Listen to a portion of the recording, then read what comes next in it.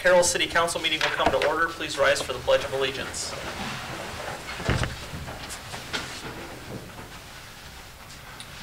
I pledge allegiance to the flag of the United States of America and to the republic for which it stands, one nation, under God, indivisible, with liberty and justice for all. The roll call show all members are present except Councilman Tate. And tonight I do need a motion. I need to make a modification to the agenda, a slight modification. Underneath reports, we do have Craig Erickson here from Shive Hattery about Merchants Park. We will also integrate, just leading up to our planning session here on Saturday, if we've got some questions we can go over with him relating to the trails. We've been constantly talking about the trails. We just approved the grant application, so we thought we would integrate him in here. If we've got any other questions or anything we want to talk about, there won't be any action taken, but ultimately while we have him here, I would like to integrate him into that discussion. So with that, I need a motion to modify the agenda to include Craig in that. So moved. Second. There's a motion and a second. Tate? Yeah. Seaman? Yes. Fleshner? Yes. Potts? Yes. Jensen? Yes. Haley? Yes. Motion is approved. All right, thank you. So first up is the consent agenda, which includes the approval of minutes of the August 10th meeting, the approval of bills and claims, and a new Class C liquor license with Sunday sales for Hunan Chinese Restaurant, renewal of a Class C beer permit and Class B wine permit, carry-out wine, including native wine with Sunday sales for Big Kmart, store number 3585, and the Civil Service Commission certified candidates list. Chief, did you have anything you needed to add in that? I think your memo was pretty self-explanatory. Okay. Then I'd look for a motion to approve the consent agenda. So moved. Second. There's a motion and a second. Tate? Yeah. Potts? Yes. Jensen? Yes. Haley? Yes. Fleshner? Yes. Seaman? Yes. Motion is approved. All right. Do we have any oral requests or communications from the audience tonight on matters that are not already on the agenda? Come on forward. Thank you, Mr. Mayor, council members. I'll make my comments brief here tonight. Vaughn Kettleson, I live on 915 High Ridge Road here in Carroll. And bringing you a concern, about a month ago, I was out on my bicycle. I'm a pretty safe cyclist. In fact, I'm a board member of the Iowa Bicycle Coalition and have done some safety instruction. I was turning my bike around on High Ridge Road around Capistrano and slipped and fell on the bike. And I went back the next day and investigated, and I found, in fact, still even there today, a lot of water out in the streets from sump pumps between Capistrano and Mockingbird Drive. And this water has caused a pretty significant buildup of algae. And I checked it out even a week after the accident, and we hadn't had any rain for a good week. It's still there, and it's still there today. I'm not here to try and sue anybody or put blame on anybody. I'm going to pay my own medical bills, but my concern is somebody else may be coming along there either on a bicycle or walking, or it might even be difficult to stop in a car. If you're up on High Ridge Road, turning particularly west on Capistrano, that's the worst stretch of it, or even Mockingbird Drive. My idea for this, and maybe some of you have better ideas, would be to get a street cleaner, and I see them go through the city here now and then to clean the streets. Maybe that might help break up some of the algae. Again, my motives for this are just to see that this doesn't happen to anybody else. So I thank you for your kind attention, and I'll let you get on with your meeting. Thank you. Thank you. Thank you, Vaughn. Thank you.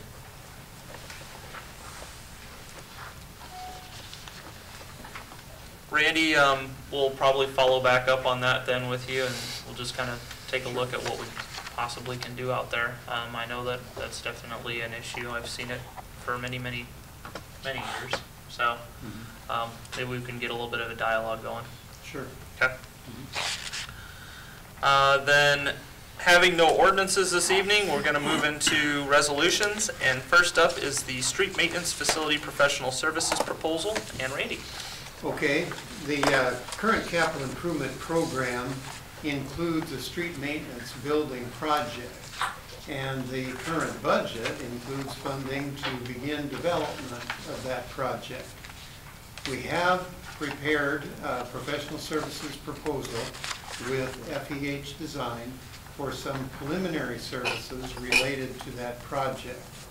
The scope that's included in the proposal will include a review of the existing facility, identifying required space needs, and then preparation of a report that would include those facility observations, a summary of their findings, a summary of preliminary required spaces, and a building layout and a preliminary project budget. The fees included for performing those services are $22,500. And those services are anticipated to be completed by December 1st of 2015. So unless there are any questions, I would recommend approval of or passage of the resolution approving the professional services proposal with FEH Design for the street maintenance facility. Randy, I do not have any questions, but I remember we had a brief discussion during our budget process on this, and Tom made a few comments, and it was very brief.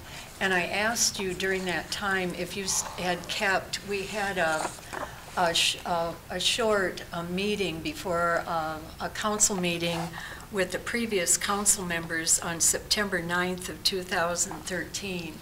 And you went through as you are, you're very detailed and thorough. You went over the project in detail, and you had drawings. At our budget session this year, I asked you if you still had those drawings and if we could possibly review the project, the details in the project with this council. And I really, truly believe it would be smart for us to put this on hold until we have a council work session. It's a $3 million project. It's expensive. I think it would be very beneficial to the council, I know, to refresh on this project. Bring the drawings, the renderings that you had. I believe it was a floor plan, if I'm remembering correctly. And it also, I think it would be beneficial if we had a work session for not only the council to refresh us, but also for the public, so that they are aware of what is involved with this expensive project.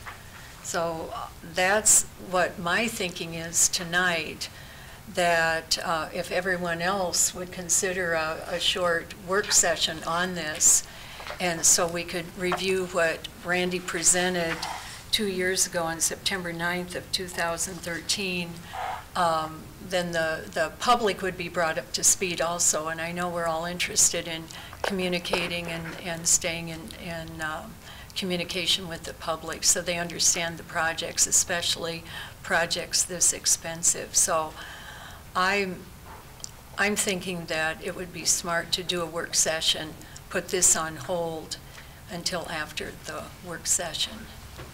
What information do you have currently? I believe the only information that we have currently prepared is a site plan of the current maintenance garage site. Is that what you're referring to? Well, you took us on a tour of the building, Randy. Right. And you explained, the equipment that you have to store, cold storage and warm storage. I just would like you to review what you went through. It doesn't have to be a lengthy meeting, but just go through what you explained to us when we met at the facility. Maybe we could even meet at the facility again. And you showed us the equipment that was staying outdoors. There was no space. I'm not commenting on the merits or demerits of the project, but I'm thinking that this would be helpful. To add to that, wouldn't this type of a study be beneficial at that work session? I think he needs to give us an overview of his thoughts before we proceed was spending any money.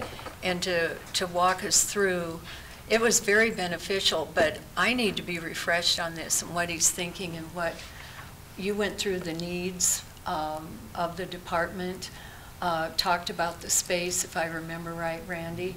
I thought it was very good. I'm just asking for a refresher on it. Because I had a lot of the same questions, just based on how we've gotten to where we are without having this stuff already. And I was under the impression we had a lot of this stuff already identified. There was a space needs study performed for several buildings within the city in 2001. And it was, because it addressed multiple buildings within the city, it was a little bit more general than what has eventually occurred. So that was the guiding document that set up not only a street maintenance garage proposal for space needs, but also that document established the fire station, the police station, everything that has been done by the city since that time had generally been included in that project, or in that report. And actually, it was general. Each of those areas, police station, fire station, everything that's been built, has been altered, of course, as you get more detailed information. So that's kind of the driving master plan for facilities within the city. And some of the information, certainly is there, but not the detailed information that you'd want before you got into a building design.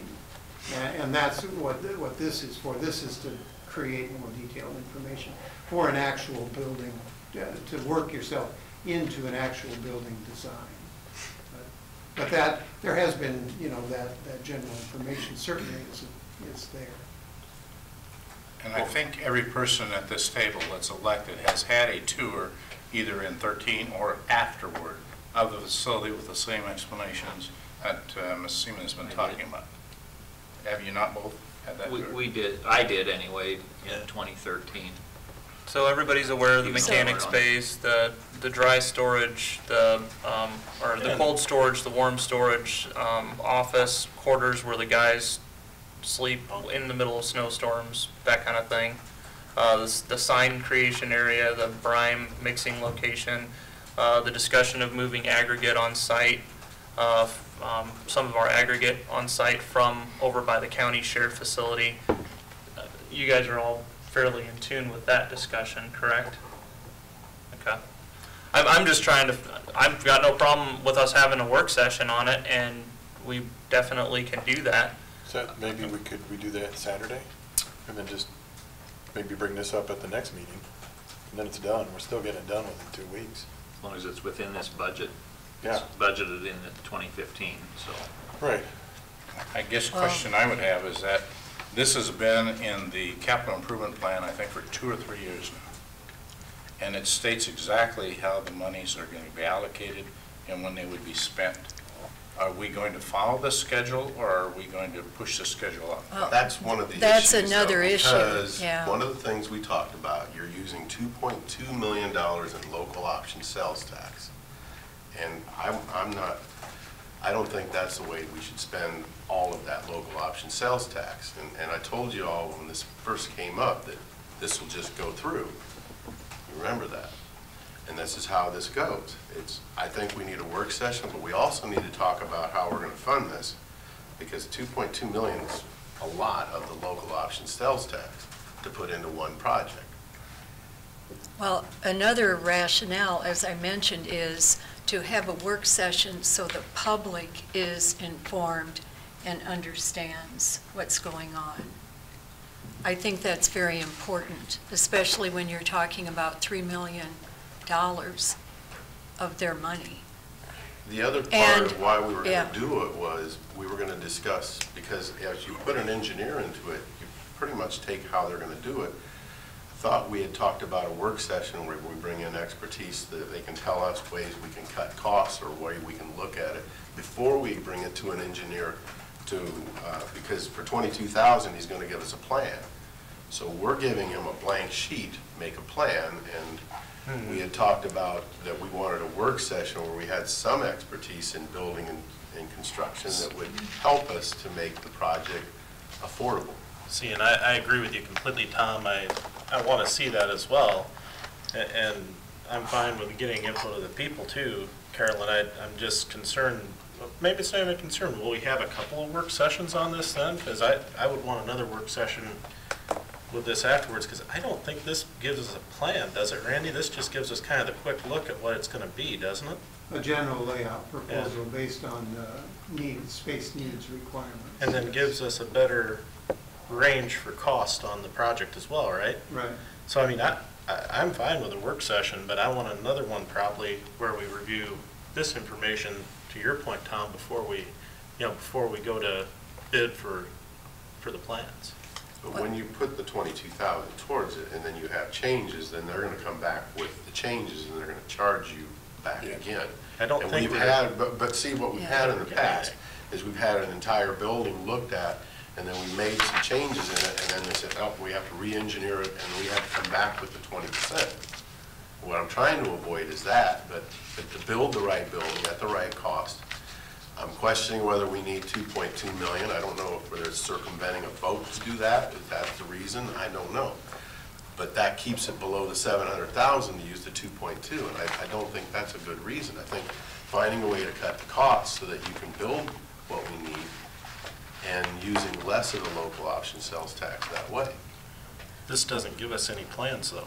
This doesn't give us any designs, Tom, for the $22,000. Well, I don't think we're But it ready will. for that yet. It is, I think we need to refresh on the information that Randy has. And Randy, who did the floor plan that you showed us in 2013, September? Do you remember? You had big cardboard That was the one you're renderings. referring to? Was that the one from 2001? I have never seen that master plan, as you called it, from Oh, the 2001. Maximus, Yeah, I have plan. never seen that. The board, we created that based on the space Okay, available. so you have a rendering of what you believe is what you envision the need to be, right? But it's a start, is the way I look at it. Well, it's kind of a start. It's really that illustration is based on the available space there.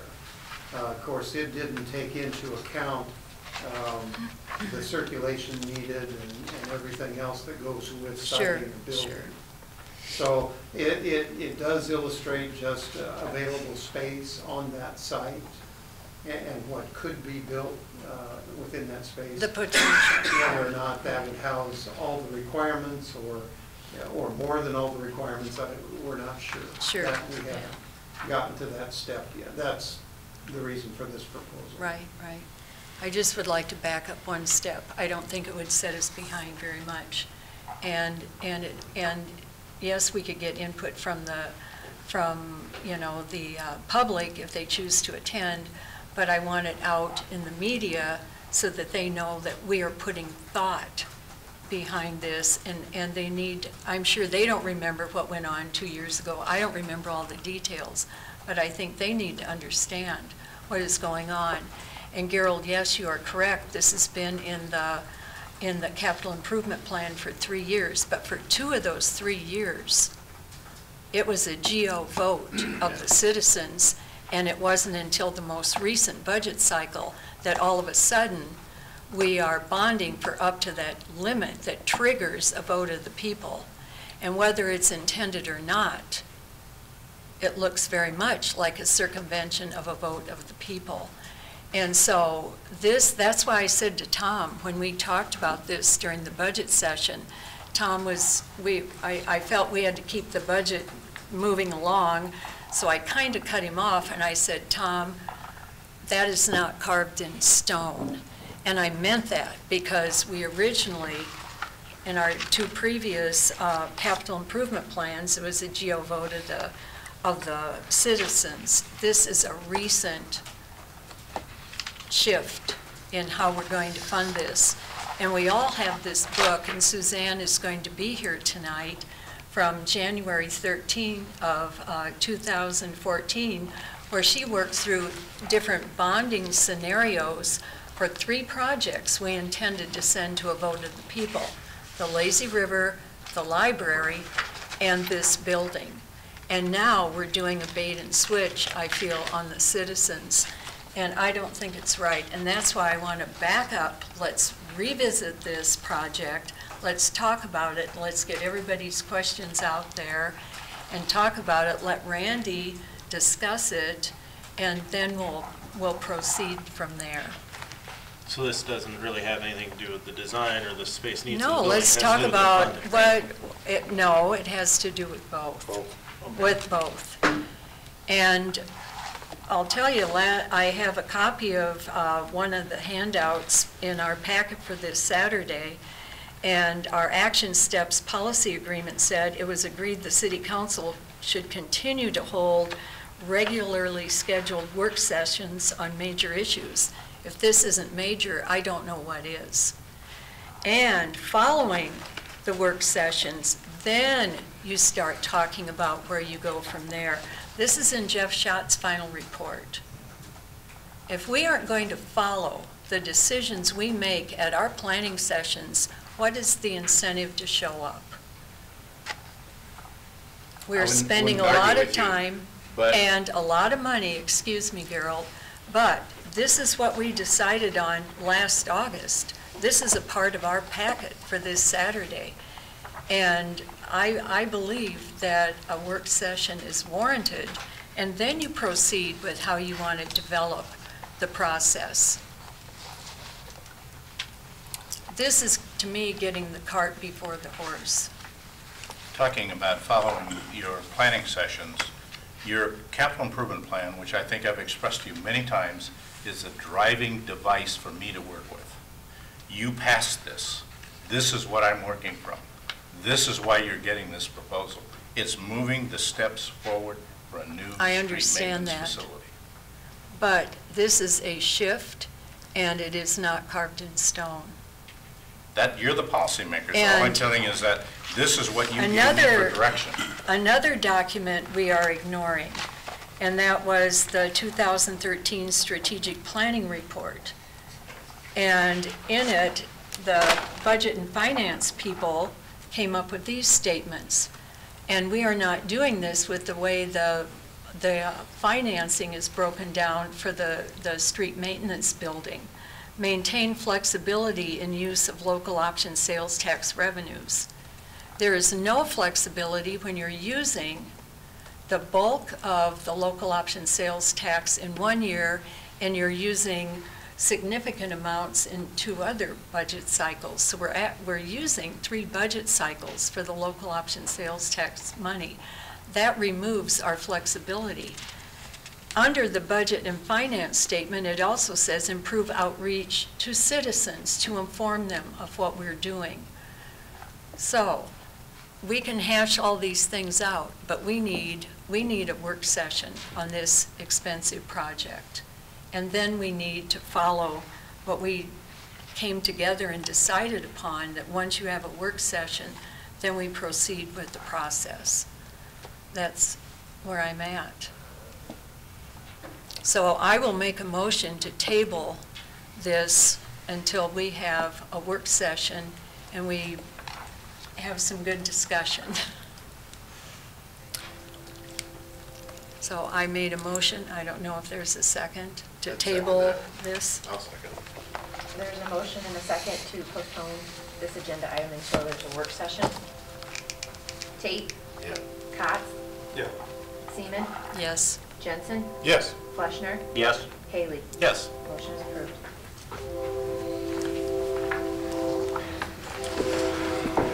We'll have more discussion, I guess, at the planning session coming up. I guess we can talk internally after that planning session and the discussion there as to what kind of a work session we want to put together. I would just advocate that we've had a lot of work sessions and we have not yielded any results. So hopefully, we will find a way to get this one accomplished, because we've spent a lot of time and effort putting together plans, meeting with consultants, having engineer designs, having lots of discussion. At some point or another, we're gonna have to pull the trigger on something. So I really hope that we can get to that point. And we also want to put together the right project and spend tax dollars wisely. We all want to do that. And I think that's important. I think that's important. Thank you. Our second resolution is the amended credit card policy resolution, and Laura. Thank you, Mr. Mayor. As you can see from the attached policies and procedures manual page, we've had a credit card policy in place since 2004. We are not changing our rules and our procedures or anything with it. What we are asking council to consider tonight or to do is to update the names of the individuals who would be allowed to have a city credit card. With the retirement of Jeff Taylor and the promotion of Brad Burke to the police chief position, his name has been now added, as well as had a discussion, and the library board would like to include their library director, Brandy Ledford, to have a credit card for, under the name of the city as well. So that is what this resolution tonight does. Okay. Any additional questions for Laura? This has a limit of 2,500. Is that okay with municipal? Is that enough? So, I don't know, sometimes you run into some things that... We haven't had any problem with the police department with living.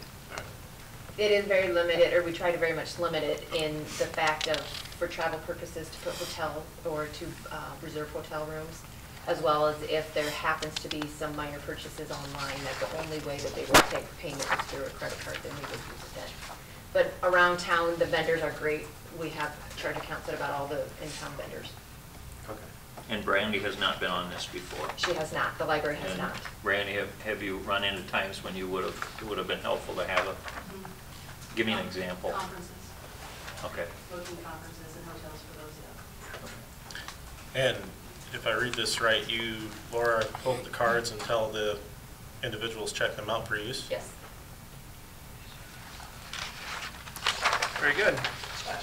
Well, move that we amend the credit card policy. Second? There is a motion and a second. Haley? Yes. Fleshner? Yes. Cox? Yes. Tate? Yeah. Seaman? Yes. Jensen? Yes. Motion is approved. Our third resolution is additions and alterations for the Carroll Recreation Center Weight Room and Gymnasium 2015 project. And for this, I will open a public hearing at 5:42. And Jack. Thank you, Mayor. This is a plan that is budgeted. The current budget is $380,000, and when FEH was here several weeks ago, we had this discussion when they were here. We found some additional ventilation, air unit handling that needed to be corrected in that room. So you have a new budget attached to that, and I can go into that a little bit more of detail, but this is pretty much standard for all the projects we do. The plans detail remodel of the east racquetball court consisting of opening up approximately 800 square feet and installing rubber flooring up and up on top and down below. The extension of the current mezzanine over to the south side of the two racquetball courts now, over to the east wall, and then from the east wall straight back to the north side of that. There will be a north door that will be primarily for fire escape purposes. If we decide to go 24-hour fitness, it'll be set up for that purpose. There will be a handicap ramp. Everything will be ADA compliant. So we just would need to pull the trigger if we want to do the 24-hour fitness. There'll be some additional windows so you can see between the weight room and the gymnasium. We don't have that now. And reworking some storage into that unit, into that area, take out the current one that is from the gymnasium side and putting it into the fitness room. And then, as you see, like we showed you before, on the northeast corner outside of the current rec center, we'd put two buildings, one that would be accessible from the outside and the other one from the gymnasium. And then, according to our master plan, we show that additional room on the east side of the building. If we ever enclose that outdoor gym door there, would be inside then. but originally it'll be on the outside. But if we do the addition on the inside, or on the east side of the building, then it will be indoors. Specifications for the detail, the construction of the planned improvements. The form of contract is a AIA document, just similar to what we've always done. And then the opinion of cost. This was the latest cost estimate provided by FEH. Project total $498,587. General construction $267,120. Mechanical, electrical, because we have to add that air handling unit as a rooftop unit in that area because there's no ventilation now, is $169,510 for a total of $436,630, and then a 5% contingency, which would put it at about $458,462, and then architect fees is $40,125. My recommendation, Mayor, City Council consideration of the conduction of the required public hearing, passage and approval of the resolution adopting plan specifications, form of contract, opinion and cost for the additions, alterations of the Carroll Recreation Center weight room. Thank you, Jack. Do I have any questions from council members on this? Do I have any members of the public here to speak in favor or against? Bids would be in late September, construction October, November, December, January. We'll give them a little bit extra time. Hopefully our contractor would start on the north side, build their entrance into that north side, block it off so it's as much of inconvenience as possible to our users now. So we'll have it blocked off. There'll be noise, there will be dust, but it'll be minimal. The contractor we had when we did the family change rooms did a great job. It was noisy, but it was functional, and we were able to. Would the closest parking to that be what you would call the baseball and football parking, or Yep. would it be the front of the, that would be closer, correct? That'd be the closest. There is some Okay. parking about a third of the way down on the. And I'm sure we've addressed this, but I wanted to talk about the lighting back there when you changed, when we Yep. changed. That's been, Yeah, we'll have additional lighting. There is some lighting there now, but yeah, security-wise, we'll add lighting. Storage down there is minimal right now with a lot of different organizations having activities. They leave stuff down there, so this will be nice. Okay. Any other questions for Jack? Then I will close the public hearing at 5:48. And I need a motion to approve the resolution adopting the plan specifications, form of contract, and opinion cost for the additions and alterations for the Carroll Recreation Center weight room and gymnasium. So moved. Second. There's a motion and a second. Fleischner? yes. Cots? Yes. Jensen? Yes. Tate? Yeah. Seaman? Yes. Haley? Yes. Motion is approved. Thank you. Our fourth resolution is the contract for professional services, ADA compliance survey, and Jack. Thank you again, Mayor. At July 27th meeting, when Ron Speckman was here with FEH, one of the concerns, one of the things you had asked for was an ADA compliance of the facility. This is a proposal for you tonight from FEH, where they will do the analysis, see where the building currently is as far as ADA compliance, you know, where we maybe have some deficiencies. So the project cost is $5,685. They'll provide a survey report to us. 5 copies, we'll provide a few more. But basically this came from your discussion when we had them here on July 27th.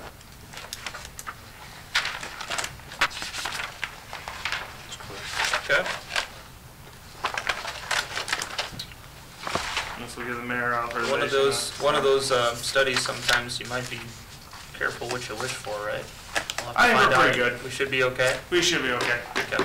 Some areas will probably need to do a little work. Would it make sense to try and fold in some of the discussion we had from the last council meeting with like the restrooms and such in the rec center, to try and get some of that included in this? You know, for example, the slip-resistant floors and such, or is that a different monster we want to attack at a different time? This is simply an examination. This has nothing to do with changing the building. I don't know, but that was one of the things that we had talked about last meeting, was looking into some of those other things, like the changing rooms, for example, and wondering if we can't roll some of that together. And maybe I'm off course with my thought, but I took it that this would address that. It's exempted in here specifically. Okay. No, I know that, but I mean, if there's an issue in there now, it will be called to our attention. With ADA. With ADA. Right. With ADA Right. only. But not with the structure itself. well, Right. and maybe not getting into that piece, but maybe in a sense it looks like the restrooms and such aren't included in this. Is that something, a step towards that process? Are you looking at wording that doesn't include that? Yeah. Interior rooms, toilet rooms, water closets, lavatories, toilet partitions, Locker rooms. Showers. shower, locker room benches and lockers. It's in the field work part, 1B. It's strictly ADA compliance. It's not maybe safety or remodel. I think this is a good first step. You know, and I think that at the meeting, that's what you'd asked for, was. This is the interior and exterior. Yeah. This is both, yeah. And then once we have that, then we can proceed with looking at if we want to take the locker room addition, remodel at a different time. Further, we have, you know, a discussion of the indoor pool and that in this, so. Okay. We're good. Yeah. Very good. I was thinking that top part there wrong. All right. Then I would need a motion to approve the letter of agreement with FEH Design for the Carroll Recreation Center ADA compliance survey for the total sum of $56.85. So moved. Second? There's a motion and a second. Fleschner? Yes. Haley? Yes. Cox? Yes. Tate? Yeah. Seaman? Yes. Jensen? Yes. Motion approved. Our fifth resolution is the Carroll Recreation Center indoor pool conceptual drawings proposal. And Jack? Thank you, Mayor. At our August 10th meeting with Mr. Schwartz was here from Water's Edge. It was directed by the council to have an agreement with them to do a conceptual drawings of that area. And again, this will be a pool. This won't be structure, the walls, all that. We'll have to work with FEH or another firm as far as that part. But as far as you want to see, you know, what the pool area can have as far as slides, zero depth entry, more lanes, a diving well. Those are the things that will be included on this project. The project cost was $7,200 with FEH, or I'm sorry, with Water's Edge. Get too many different firms. It'd be similar to when we worked with the Lazy River with them not so long ago. In the outdoor pool, we had some drawings, that was 10 years ago. So this will be a nice step to see what can fit in that area, what can fit on the deck area, and trying to accommodate the needs of the swim teams, our swim lessons, and trying to get more members down there at the rec center, trying to make it more of a family usable facility. As I've said numerous times, there's not a lot of things for young families with children under the age of 5, especially in the pool area. That was a pool design in the 70s, but there's just not a lot for young kids to do in that pool. Carroll, I failed to ask on the last resolution, so I'll ask on this one. Do we use general fund for this then, I assume? Yes. We have no funding source in now. Unless someone wants to use something else, that's where it will come from. Okay, thank you. Where's the study you were going to do on the water test, pressure test, to make sure that the pipes were all ready? Because we talked about we don't want to expand or do anything unless we know our plumbing is right. I have struggled finding a company in the area. One company we talked to that does it was in Wisconsin. It was be tough for them to come down. I had a message into a firm out of Kansas City, have not heard back anything. Even had a mention with Randy talking, I know he does some of that. If there's someone we could use off that area, I can bring that back. Because it's 40 years old, and we talked about, because if we're gonna add on, if we were to, and then we're gonna end up with additional plumbing and other problems, then we would Sure. have been smarter to be adding on to our outdoor pool, creating an indoor-outdoor. So I think don't we need to wait? I thought that's what we were gonna do till we had that study on the pressure test and that the plumbing was okay.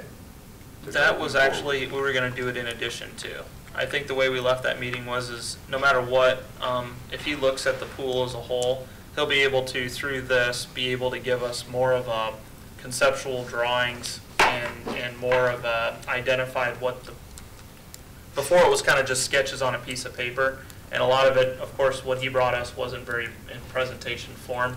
This would actually be us entering into being able to design that facility and being able to get a bunch of different options. The water testing, I think he said, no matter what, is something that we would want to do before we would take any steps after this, because then we're going to know whether or not we're just modifying our existing and all the plumbing is fine, or whether or not we'd be getting into replacing plumbing when we actually would try to tackle one of these types of changes to the pool. I thought he had a firm that he said that he uses too. Yeah, I called He him. also but- said he didn't want to do it unless you done, that would be the smart thing to do, to test it first, because if it is old plumbing and we do need to, there's an extensive amount, then where you need to look at differently there is for the existing outdoor facilities and look at adding on to that, if that's the option, and what that would cost. So you contacted the I company? contacted them, and there was a Sioux City office, and they've closed since in the last year. And then they referred me to this group out of Wisconsin, and they didn't want to come down. They said it'd be very expensive, and then the Kansas City firm has not called me back. So that's when I'd asked Randy, and I guess I haven't followed up with you with everything going on. So I will get something in the next day or so, hopefully. I'll follow up with the Kansas City firm. You know, it'll be a couple day project for a firm that far away to come up. I don't know if Greg's familiar with anyone closer in Des Moines, but we tried. It seemed like it was supposed to be fairly reasonable cost. Yeah. If they were He coming just from did Sioux what he City, did. it would have been, where now we have overnight stays, and I'm just repeating what was said to me. I guess I'm questioning about the outdoor facility. What's that all about? No, what it was about, Adam, was in the very beginning when this was up, everybody was going, okay, we can do a study, but then one of the things that was mentioned was you want to make sure your plumbing is right, because if it's not, you're going to have an extensive amount of work to do because this is a 40-year-old facility. Most of the plumbing is underneath that we can't see. We don't know whether it leaks or there are problems. So it would be the right thing to do is to make sure that the plumbing is correct to begin with. Because if you start a project like this and you put a lot more pressure through it and a lot more water through it, then you're going to have added problems and added expenses. This way we would know what we're looking at before we would look at a project and say, we have this guarantee that this is okay to use. Let's go forward with what the costs are. Then I don't see a problem with this. But I don't want to spend money on something that later on we find out, well, you had extensive problems you're going to have. Again, that's how we had discussed it the last time. I think what you talked about is anything that we added on, we're going to have to add on to the system anyway, that we wouldn't build anything into the current. I think you were saying that, just if we're in there doing the work, then it would be smart to just see what our current facility has and if they'll maintain it. Because if you're going to tear up and put something new in, you might as well while it's torn up, that's the time to have, okay, we need to change some pipes out to the current pool. This is the time to do it. Yeah. You don't want to go build the new thing and then the other one's leaking. Now you're tearing into everything all over. And it's much like what we're running across with the wreck now, where we ran into the air conditioning and the airflow wasn't right, so now we have to spend more money to get that right in that project. I'm just saying we need to know what all we're looking at in a project before we start it. We will get you a quote and we'll have it to you next meeting. But this proposal from Water's Edge is separate from that. I think at the meeting he had mentioned he thought it was going to be a couple $1,000, $2,800 or something. But this is separate from that pressure testing. I think So- in this instance, these are, those are two separate issues. If we would approve this agreement tonight, and it doesn't bother me either way, this gives him time to start doing some of the drawings, and then we get the test done, then he would know when he's doing his cost estimates, you know. Because if I'm not mistaken, didn't you say the zero entry pool, that would actually lighten the load on? And if that was all we did, that we'd be fine with what it is. So it's just any additional thing that we may consider adding on. And the new 8-lane pool would have its own separate Yeah. system. Or an outdoor, you know. Right. So, yeah. And without him giving us some type of design here, we don't know if we're adding to the exterior of the building, and that was the other thing. He could not give us costs, like if we were to add a roof and walls around the existing concrete pad, he doesn't know how much that cost is going to be, because that's separate from what they actually do in their pool design. So I think no matter what, you're going to need this information to be able to decide how you're going to modify the pool area. This project is identifying the surface area you have for a pool and what you can do with it. It's not really getting into the mechanicals. Cost estimate, his cost estimates will be based on, there's nothing wrong with what's underneath, but at least, you know, this is showing you what you can do with the current space. If you want more lanes, you want slides, you want zero depth entry. So. Well, and he also does identify what the operating cost is for any additions as well. For every square foot of surface water you add, it adds so much operational maintenance. Okay. Are there any other questions on this? Then I would look for a motion to Well, approve. before you do that, this was discussed last week, so I'm just going to say this and I'm done with it. If you found there was extensive problems and we needed to do things there, would that change how you want to do this now, the 7,200? Or would it be right to wait till you have that report so it's fine? They're two separate items, though. I understand that, but it is, to me, it's, you may end up with something, if they do this and we need to fix that, then it may change everything we're doing anyway. And having this is just going to be more stuff that 8 years from now, somebody else is going to look at and say, well, we need to update it. That's my only point on this, is to wait till the next session to get the report back. I'm sure it's fine, but it's the same thing that if we had done that with in the addition and said, is our airflow right? We would have known, okay, this is more of the expense. Do we still want to do this? That was my only point of this. And that, I thought that's how we discussed it then. We were going to have this first, then this part. No. That is how we discussed it. It is. I don't think it is. I don't think so. I think he threw that in right at the end of the discussion was, you know, having it pressure tested would be a good idea, but it was not a, this has to be done first, this has to be done second. It was just suggested that it would be good to look at. I guess I'm not going to get into, we pull the minutes for all I care later, but either we're going to move forward with something on the, I mean, if you want to delay it, we want to push it off, it's not going to change the direction or the course of anything at this point. So if you don't want to do it, then we don't need to do it. Jack, would it be helpful information to him with his design work to have that structural information, the information Tom is talking about? How valuable is that to his design work? I don't think it's that valuable. I don't think that's a big problem with what he's doing as far as in this project. And I can't speak for Mr. Schwartz, but I know him relatively well. If he got into it, you know, his design for 2 weeks, we call him and says, hey, we got some problems. He's going to wait, and he won't, I don't think he would charge us. He would. See, I don't think we want to go back and revisit this and spend another $7,000 for new design work, because what he worked on. It's a conceptual drawing. Or whatever, yeah, conceptual drawing, yeah. So do you think you could find someone to do this testing? I'll talk to Randy right away tomorrow, because I'm kind of stuck at where I had called 2 firms and neither one seems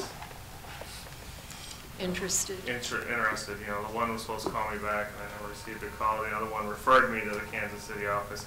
If the one in Sioux City was still open, that would have been a much closer facility. And that's the one, Dave Schwartz gave me. He gave me the name and number. I called their national website. They had a map. When you look at the map, it said Sioux City, so, but it must have been very recently they've backed out of doing that type of work. Have you called Dave back to see what his No. next option would be? No. I guess I thought Randy, you do this type of work on streets and would it be similar, you know, that, so, yeah. I think Okay. waiting, Let's hold off. if you could follow through and find something by maybe Yep. next council session, Yep. Jack. Sure. All right, then in the interest of time, we're gonna table this discussion, and we'll wait for you to come back with the pressure testing estimates. Okay. I think the you. minutes should show no action, because no motion was made to table. Okay, No action. so no action taken. You can still bring it back to the next Yeah. meeting. Yep. Okay, good. As long as he indicates that it's still a valid quote, and I'm sure he would. Oh, yeah. Oh, thank you, Jack. Thanks. All right, our final resolution is the WTP filter rehabilitation 2016, and Randy. Okay, the current budget includes funding for the rehab of the horizontal pressure filters at the water treatment plant. That rehabilitation is anticipated to include complete removal of the media, inspection of the mechanical systems inside of the filters, and then the replacement of the media and inspection and repair of exterior mechanical systems. We have prepared a professional services agreement with JEO for them to prepare the construction documents needed to bid this project. Their services will include the preliminary and final design and some limited construction services during the project. Time frame is expected to include bidding in about 60 days from the approval of the services, and then construction needs to be done during the winter months when water use is at its lowest point, because one filter at a time will need to be taken offline, and we cannot provide maximum water usage with one filter online only. So that's the reason for the proposal at this point in time, is to get the design and bidding done before the winter months begin. So unless there are any questions, I'd recommend approval of the agreement with JEO for the cost of that is $20,315. Approval of that agreement for the preparation of the bidding documents for the filter rehab. Randy, how often do we do this? Is it about every 3-4 years or so, or is it greater than that? Once in 20 years. What's the time? Didn't we do something to the filters a couple years ago, or? Okay. Our in-house, our personnel did do one cell in one filter, more likely to assess what the interior may look like after 18 years of usage. And they found out what it looks like. But this is rehab of all 8 cells. Thank you. All right. I need a motion to approve the resolution approving the professional services agreement with JEO Consulting Group for the WTP filter rehabilitation project. So moved. Second. There's a motion and a second. Haley? Yes. Seaman? Yes. Jensen? Yes. Fleshner? Yes. Cox? Yes. Tate? Motion approved. All right, next up is reports, and first up is Senate File 295 update, and we have Susan Gerlach from PFM here this evening to answer questions. Laura, did you want to cue us up on this? Just briefly, as I laid out in the memo, a couple of years ago, Suzanne was here to give us some early information about what we knew about what's called Senate File 295. If you recall, this legislation was passed in 2013 that changed many aspects of our property taxing system, including rolling back the commercial property from 100% to 90% over a 2-year period. And most recently, which will take effect with when we put together our next year's budget, our fiscal 17 budget, it created a new multi-residential classification where this properties was originally classified as commercial. Now they're at their own separate classification or category, and over it's about a 7-year period, they'll be rolled back and will be taxed at the same rate as residential property is. Those are a couple of the main changes. There's a few other things in there, but those are the main things, and Suzanne will go through some information that was laid out at your desk tonight. Yeah, so I put a book at each of your places there. I'm going to start behind tab 1. I've given you the full report that goes through each different exhibit of the model, and I'm going to kind of just highlight a few points that I think are important, and then I'll be happy to take any questions as we go along. So, the very first, Exhibit 1, is the city's 100% actual valuations. And again, like we talked last time, the assessors assign 100% assessed actual valuation, and then there's a rollback applied to derive a taxable valuation, and that's what taxpayers pay their taxes on, is that taxable valuation. And I have 10 years of historical data for each category, as well as 7 years of projection. So that line, 3/4 the way down, that is where historical is above the line and projected is below the line. And the bright yellow items just above that line are from the 1/1/2015 assessor's report that we were able to get from Carroll County. So this is, the items in green that are not in yellow are assuming that they're the same as last year. And the items in yellow do make about 98% of the city's total valuation. So I'll start on the left. Talk about residential valuations. Last year, or the current fiscal year, was at $498.2 million. Now we're going to be at $531.3 million. So there was a pretty substantial growth in residential valuations. I'm sure many of you got letters in the mail that your valuations were changing, and this is kind of the result. Agricultural land, that's based on actual. No significant change there. Commercial property, this is where, as Laura talked about, we have the big shift. It looks pretty substantial from $221.3 million down to $170.6 million. That is largely in part to the removal of the multi-residential property class. That is listed two columns over $37.4 million. We'll talk about what that's going to mean in the overall tax base in just a second. And industrial, we did see a little decline in industrial. So if we go all the way to the right at the end of the day, what did the city's total valuation do? Increased 2.3% overall. And so usually these projections are, I would say, 99% or better for what we're going to see when the rollbacks are applied by the auditor this fall. And then in January, you'll get your evaluations from the Department of Management that you'll set your budget on in March. So I'm giving you a preliminary numbers here to do your workshop that you're going to have this weekend. So, any questions on the 100%? Okay. Exhibit 2 just shows the change in percent over the years, the historical changes in percentage. As we talked about, the largest change came with the shift from the commercial to the multi-residential. Nothing extravagant there to talk about. If we go to Exhibit 3, I'm moving pretty quickly.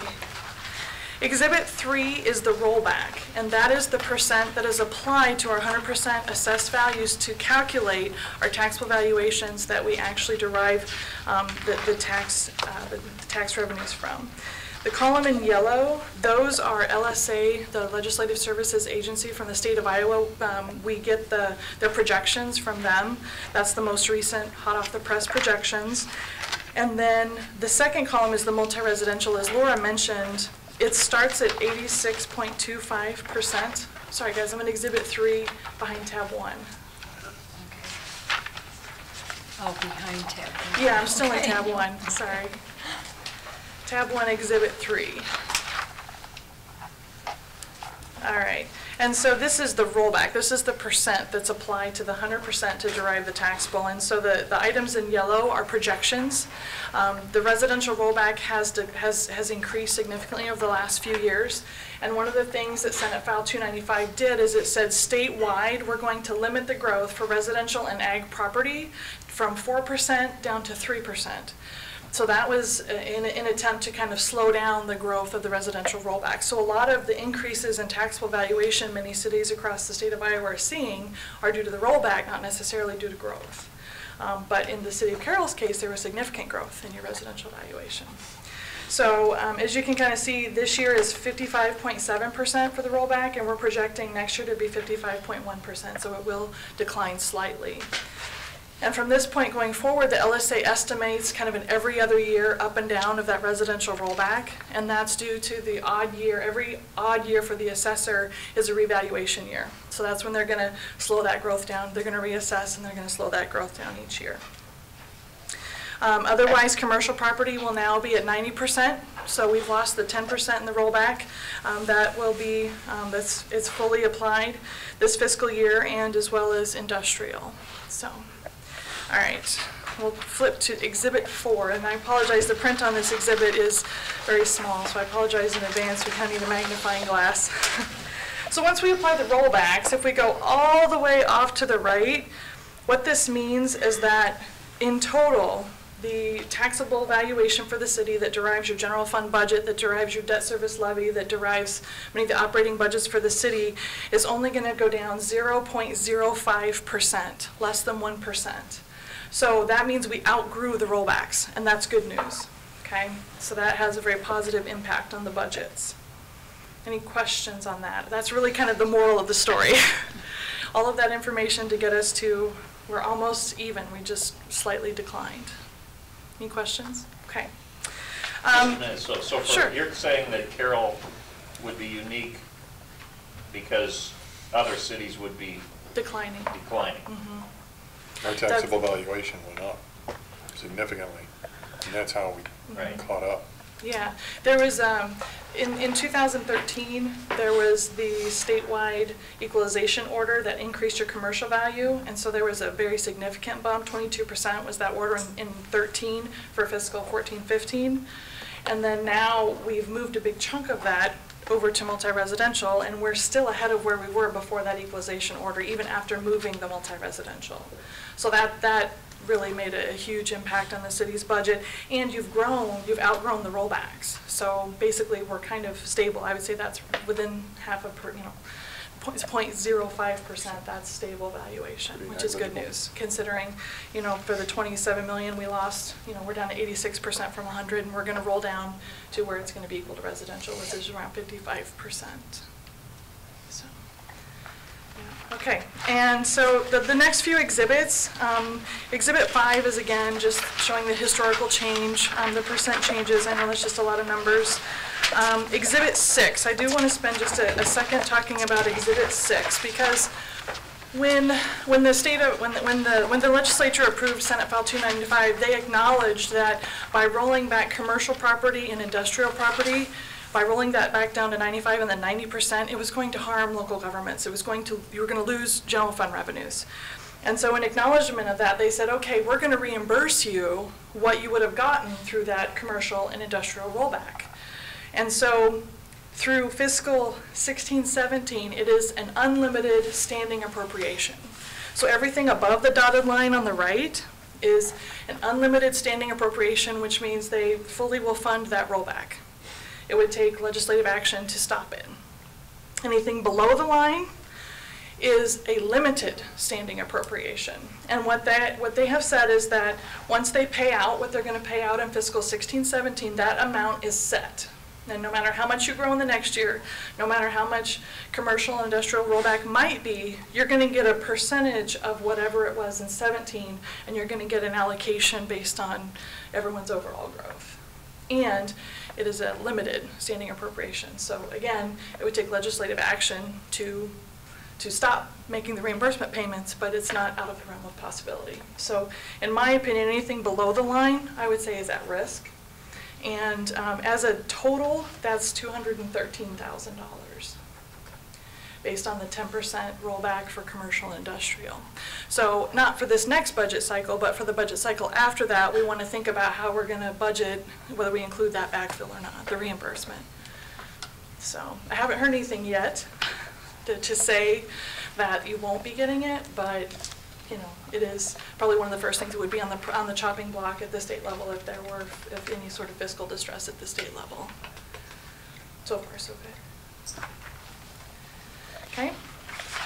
All right. And then 7A, 7B, 7C talk about the impact of what that reimbursement does. It's $213,000 for the total budget, so it doesn't have a huge impact. So if we'll flip to 7D, which is the very last page behind tab 1, this just shows the change. So this is when we look at your general fund, we look at insurance, and we look at the benefits, and we look at debt service. In total, the rollback based on the projections and everything, the reimbursement, everything, this is the impact we think this is going to have for the total finances of the city. Not much, I guess, is what I'm trying to show there. So anything below the line of projections, up 106, down 48, up 100, down 55, up 97, down 84. That's that ebb and flow with the revaluation years and the residential rollback. Any questions? And this is all strictly just based upon 295 is what our review is tonight. Another factor that we've encountered has been the fact that we had a 10% increase in fuel tax, which ultimately increased our road use tax fund by $100 and some thousand, which ultimately kind of offsets the 213 that we lost. And the road use tax fund is an enterprise fund, so it is separate. I don't think you guys put that in the general fund. It's a separate enterprise fund, so this is just talking about your operating funds, your general fund, and the employee benefits levy and those things, so it does not take that into account. Okay. Yeah, that's good news. The 10 cents is good news. All right, and behind tab 2, Carolyn kind of mentioned that we had ran through some scenarios for bonding scenarios last time, and this is kind of an update. We do have a proposed 2015B. There's some projects on the capital improvement plan. We may do it this fall, we may do it next spring. It'll be at your discretion. It depends on those projects get bid, it sounds like. Those would be, just to refresh your memory, those are 2015 street project, street sweeper, as well as the rec center weight room improvements. That's that bonding that she's talked about. Yeah, and so that is in the yellow, that is the 2015B. We are still doing just a 3-year borrowing for that. We're just basically kind of trying to stabilize the tax rate and the debt service levy. And then I do have the public library and the street maintenance building in as a proposed possible 16 issuance. And this does include the library, I believe at 1.8 and 700,000 for the street maintenance building. So it sounds like there may be some discussion. And if the council wishes to see any other scenarios, I'll defer to Carroll and Laura, and they can let me know, and I'd be happy to provide any other scenarios that you'd like to see. You know, without adding the 16 bonding, the debt service tax rate, even with the project, it's declining pretty rapidly. You know, depending on how you want to utilize the debt service levy in the future. If there are other larger projects or if there's anything else, there's definitely, I would say, capacity in the debt service levy without raising taxes just to maintain the same tax rate. There is definitely some potential in the debt service levy as a source of revenue and source of funding. And Exhibit 2 just shows the geo-debt capacity. This is your legal limit and your legal authority to issue debt. Currently only utilizing 13% of your legal limit, so lots of legal capacity. Tab 3 and tab 4 are just some informational items. I know that Laura had mentioned there were some questions about interest rates. So just for your information, I added some slides that showed, you know, in the municipal market, we use the MMD AAA yield curve. And so I just kind of picked out over the last 5 years, this is kind of what rates have done. As you can see in 2011, the lines are kind of all over the place. The high line, I would say 2013 rates went up, and as you can see in 14 and 15, they kind of come back down. So it's anybody's guess as to what the rest of 2015 and 2016 will bring. And then the next slide, I just showed what rates have done since January. We've taken a little bit of a ride in the market since even January. And this just shows me that the shape of the yield curve has changed. That means that short-term rates are getting higher and long-term rates are getting lower. So it's not necessarily an up or down, it's a change in how people are pricing debt. So the short-term rates are going up, which hopefully will be positive information for banking rates, for earning rates, and long-term rates continue to stay low. And behind tab 4 is the Iowa medians for Moody's Investor Service. I know there was also a question about credit and how does the city of Carroll stack up to other Iowa-rated entities. So in the middle, cities, villages, and townships. In Iowa, there are 2 AAA-rated cities. That would be the city of Iowa City and the city of West Des Moines. There are 32 AA-rated cities. Carroll is one of those. And there are 30 A-rated cities. Now, they have consolidated their ranges. I used to get more specific information that was A1, A2, and A3. I believe the city is currently AA2 by Moody's, and so you're right in the middle of the A range. I did go through and just look at financial strength. I would say high A, almost to AAA in some categories. Your debt profile is very high AAA compared to the medians. The economic strength, the tax base, I would say probably your valuations have increased significantly, which puts you in the AAA range, and then you're in the AA range for your full value per capita. And your demographics, I would say, are the city of Carroll is actually very small to have such a high rating for the city of Moody's. So I would say you're probably in the A category, and median home value is in the AA category. And so, you know, when we look at medians, Moody's wants to talk about what's special, right? What makes you special? What makes a town the size of Carroll get such a high rating? And it's the financial strength, it's the management, and it's the fact that you're in Iowa. Iowa gets a AAA rating for institutional framework because your debt service levy is unlimited. You can't file bankruptcy in the state of Iowa. So just the laws in the state of Iowa in that category get a AAA rating. So. Any questions for me while I'm here? That interests me that you said in Iowa a city cannot declare bankruptcy. Mm-hmm. That's correct. What were their options? Something. What happens? Well, you can default. That's it. Honestly, you are in a city, if you issue geodebt, you're legally obligated to keep raising your debt service levy until you can pay your debt. You're legally obligated to make it whatever it needs to be to pay for your debt. Even if everybody moves out of town, you got to keep raising it until it's. That's the way it goes. No. Okay. I know of one issuer that was a utility system that defaulted and went through negotiations to how do I want to say that? To lengthen their loan and change the terms. I know of one that in the last 10 years I've been in the markets. It's very rare. And the state of Iowa is rated AAA too. That helps. That kind of props up the cities and the other municipalities across the state. So, any other questions for me? Things look great. I think that, you know, at the end of the day, we outgrew these new rollbacks. Laura was a superstar in estimating the multi-residential. She was very, very close. I think she went through water bills trying to figure that out. She was very close. So we had our projections pretty much right on. So. Good job by Laura. And yeah, if anything else comes up, please let me know. Well, as far as debt issuance is concerned, you know, you kind of had that chart that outlines where we're at right now. We've got three years of debt that we've issued. We've got some potential projects that you kind of filled in some blanks. Mm-hmm. What happens in the event that we don't end up moving forward with any of those projects? Well, we did do a pre-levy for the 2015B, so that means that if that project does not move forward, then you're going to collect more taxes than you owe this year, and then in that instance, they would just reduce what you can collect next year, and then you would use your pre-levy next year. That really is the only consequence of not moving forward, and your debt service levy tax rate would decline, and that. I'm not, you know, I'm not a decision maker, but I've always heard that once your tax rate goes down, it's very hard to make it go back up. So, you know, most people want to maintain a stable tax rate, and it's one of those areas that you do have some flexibility to decide what the debt service levy rate would be, but you don't want your taxpayers' rates to go up and down. Because we already have the 25% that comes in from local option sales tax every year that is automatically being applied to debt. So if that we don't issue a couple $100,000 in debt. Then really you don't have a debt then we service don't levy, have a and you debt have cash service sitting levy. there that you can't do anything with because it's allocated for debt.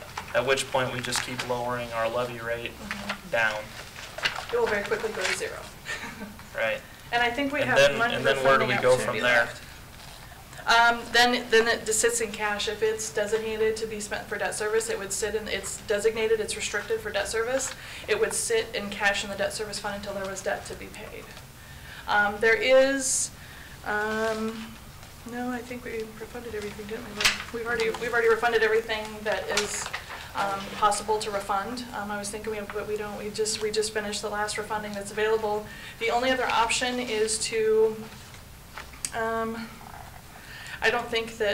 I think we just have to wait and we just don't levy anymore and you just pay. I mean, I think it just sits there until there's debt in the future.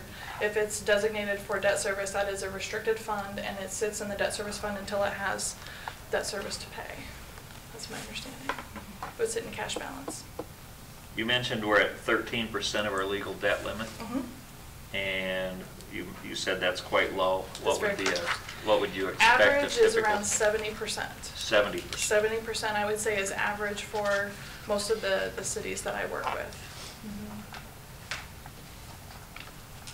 And then what about their levy? What about, how would that? Levies range significantly. I work with some clients that say 225, and we do what we can with 225 every year. I have some clients that say, I have a project, tell me what it needs to be, and we manage it. It just depends. Levies range anywhere from 25 cents to, I think, 450 is one of the highest I've seen. That's something we need to talk about, like what percent that debt levy should be of our total levy. Right now, the debt service levy is at 128 for fiscal 15-16. Okay. So that's modest. I would say that's a modest debt service levy rate. I know West Des Moines uses 225. I think the city of Des Moines might be closer to 3. They each set a percentage of their levy. I know I've talked to Laura about this, and one is like 20%, one is like at 25% of their levy. So, and they have that AAA rating. Yeah. Okay. Yeah. Good questions. Anybody else? Okay. All right. All right. Thank you so much for coming out. You're Really very appreciate welcome. this information. All right. Our second report is Merchants Park and Carroll. Barry Bruner has requested, and he is present this evening to talk with the council about the possibility of using prison labor for the purpose of doing some demolition work, or what Craig refers to as owner completed or owner performed. And he will have some things to add into this. Barry can make his presentation. We have tested the 28E agreement, which was established while we were the sponsors of the train station or the depot project. We were never actively involved. We were passive, but we were the sponsor for that. So we had that 28E agreement. They used prison labor during that time frame. They had their own manager at that time. We did not manage that at all. And then we need to talk about, and David, excuse me, has indicated that using this method is certainly, he believes this 28 agreement, as far as we're concerned, is in appropriate order to do that. The only thing I've suggested to you is that you consider, the process, the planning to completion. How do you get through all of this? And we talked a little bit about that this afternoon, but Barry, if you want to continue that discussion. Okay, thank you very much. But I didn't have to talk about Senate File 529. 295. 295. She laughed. Oh, there looked like a lot of numbers. Thank you so much. We talked several weeks ago about the prison labor possibility for the stadium. We were disappointed in that bid. It was high. It was full of that labor underneath the stadium. Going to be time consuming. They didn't know how to bid it. I think they struggled with knowing exactly how hard that was in a 65-year-old building. Carroll talked about the use of prison labor at the depot. Worked wonderful. I can still see the buckets of concrete and mud coming up the stairs of the basement of the stadium and the type of work that was done. I mean, that would have cost us thousands and thousands and thousands of dollars to do it. So that's why we're looking to this option to hopefully simplify and lower the bid. Craig Erickson will tell you that we're thinking about rebidding this in January and have the entire construction season all the way to the 1st of November next year, even parts of it being done during baseball season, not the field side, of course, but that was also a part of the problem with the bid, the short-term nature of that contract. So I'd like to ask the council to approve the use of prison labor. We have, it looks as if the 2080 agreement covers everything from workman's comp to tort liability. The city itself has coverage on volunteers. So there's like 3 different layers of protection. We've secured transportation for the prisoners, and the association will take care of that. It's been secured through WinStar and Region 12 Council of Governments, a contract used there. We will have to have a city contact person, and I'm sure the city will provide us guidance on that. I noticed the last contact person was Randy, and he doesn't have anything else to do. But anyway, we will need a city contact person. The association will also want to be involved with the training.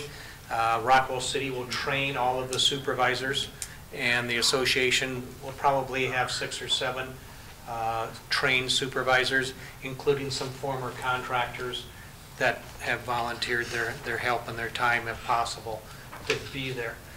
This is the knocking down walls, the breaking up concrete, even the possibilities of knocking out those glass blocks and boarding up those windows. So many of those simple things that could be done with blunt labor that will save us in the contract. But City Council needs to approve our use of the prison labor down there at that project, and that's what I'd ask you to do tonight. Now, Mary, the prisoners, they are paid a small amount. $4 a day. And you're going to pay that? Yep. $4. Will we be required to pay the check and you have to reimburse us? Do you know how that works? I'm not sure. We didn't pay anything last time. I suspect we did, but anyway, yeah, we hope, we can afford $4 a day.